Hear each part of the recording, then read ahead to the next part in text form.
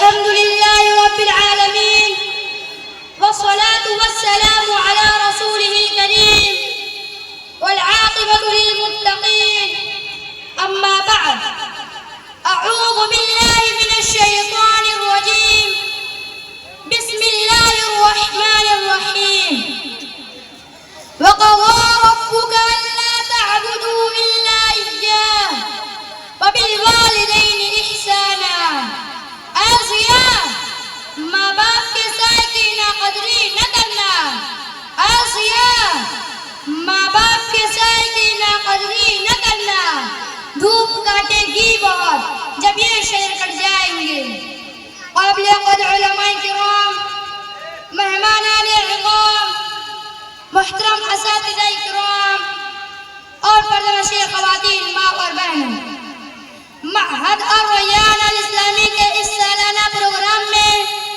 آپ حضرات کے سامنے جس اہم اور زندگی کے بنیادی موضوع پر گفتگو کرنے جا رہا ہوں وہ ہے والدین کے حقوق۔ اسلام میں بندوں کے حقوق میں سب سے پہلا اور سب سے بڑا حق والدین کا ہے۔ اللہ تعالیٰ نے اپنے حق کے بعد والدین کے حق کا ذکر فرمایا ہے۔ قرآن پاک میں اللہ تعالیٰ فرماتا ہے وَاعْبُدُوا اللَّهَ وَلَا تُشْرِكُوا بِهِ شَيْئًا وَبِالْوَالِدَيْنِ إِحْسَانًا۔ اللہ کی عبادت کرو، اس کے ساتھ کسی کو شریک نہ ٹھہراؤ اور والدین کے ساتھ اچھا سلوک کرو۔ ایک اور مقام پر فرمایا وَوَصَّيْنَا الْإِنسَانَ بِوَالِدَيْهِ حَمَلَتْهُ أُمُّهُ وَهْنًا عَلَى وَهْنٍ وَفِصَالُهُ فِي عَامَيْنِ أَنِ اشْكُرْ لِي وَلِوَالِدَيْكَ إِلَيَّ الْمَصِيرُ۔ ہم نے انسان کو اس کے والدین کے بارے میں نصیحت کی، اس کی ماں نے اسے کمزوری برداشت کرتے ہوئے پیٹ میں رکھا اور 2 سال تک دودھ پلایا، اس لیے میرا اور اپنے والدین کا شکریہ ادا کرو، بالآخر تمہیں میری ہی طرف لوٹنا ہے۔ پیارے بھائیوں اور بہنوں، جب انسان اس دنیا میں آتا ہے تو وہ سب سے پہلے جن چیزوں سے مانوس ہوتا ہے وہ اس کے ماں باپ ہوتے ہیں۔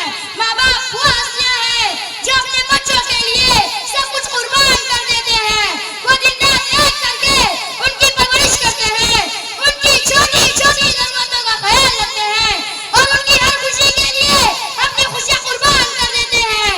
ماں 2 مہینے تک ہمیں اپنے پیٹ میں اٹھائے پھرتی ہے، ہر تکلیف برداشت کرتی ہے، پھر پیدائش کے بعد راتوں کو جاگ جاگ کر ہماری حفاظت اور دیکھ بھال کرتی ہے، خود گیلے بستر پر سوتی ہے لیکن ہمیں سوکھا بستر دیتی ہے۔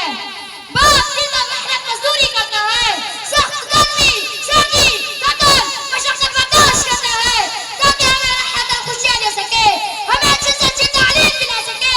ذرا سوچئے ایسی قربانیوں کے بعد بھی اگر کوئی اولاد والدین کی نافرمانی کرے، ان سے بدتمیزی کرے، ان کی ناقدری کرے تو کتنی بڑی ناانصافی اور ناشکری ہوگی۔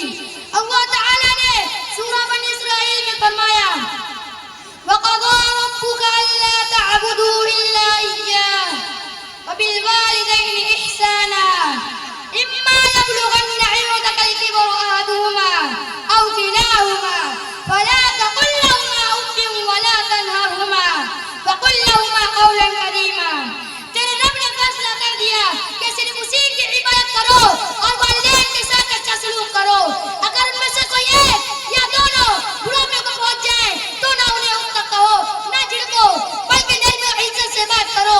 محترم سامعین کرام، نبی کریم صلی اللہ علیہ وسلم نے فرمایا والدین کی رضا میں اللہ کی رضا ہے اور ان کی ناراضگی میں اللہ کی ناراضگی ہے، اور رب العالمین نے فرمایا وَاخْفِضْ لَهُمَا جَنَاحَ الذُّلِّ مِنَ الرَّحْمَةِ وَقُلْ رَبِّ ارْحَمْهُمَا كَمَا رَبَّيَانِي صَغِيرًا۔ نرمی کے ساتھ ان کے سامنے جھک کر رہو اور یہ دعا کرو کہ اے میرے رب ان پر رحم فرما جس طرح انہوں نے بچپن میں مجھ پر رحم کیا اور میری پرورش کی۔ لیکن افسوس کی بات ہے آج کے ماڈرن دور میں جب اولاد تعلیم حاصل کر کے بڑی بڑی نوکریاں عہدے حاصل کر لیتی ہے تو وہ انہیں ماں باپ کو نظر انداز کرنے لگتی ہے۔ بعض نوجوان والدین کو بہت سمجھتے ہیں، ان کے ساتھ سخت لہجہ اختیار کرتے ہیں، انہیں بات بات پر ٹوکتے ہیں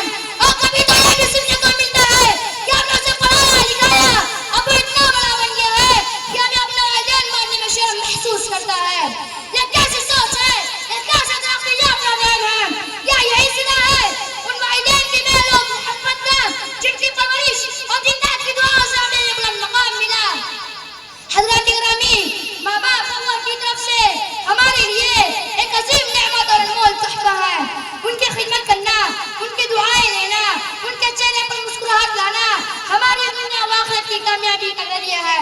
اس لیے ہمیں چاہیے کہ والدین کے سامنے کبھی زبان درازی نہ کرے, ان کے احسانات کو یاد رکھے, ان کی خدمت کو اپنے لیے سعادت سمجھے, ان کی زندگی میں ان کے لیے راحت کا ذریعہ بنے. اور اگر وہ وفات پا چکے ہو تو ان کے لیے دعائیں, صدقات, نیک اعمال کرتے رہیں. آخر میں دعا ہے, اے اللہ ہمیں اپنے والدین کا فرما بردار بنا, اے اللہ ہمیں ان کی خدمت کی توفیق عطا فرما, اے اللہ ہمیں ان کی زندگی میں ان کے لیے خوشی کا سبب بنا, اور ان کی مغفرت فرما کر ہمیں ان کے لیے صدقہ جاریہ بنا. آمین یا رب العالمین. وآخر دعوانا الحمد للہ رب العالمین. والسلام علیکم ورحمۃ اللہ وبرکاتہ.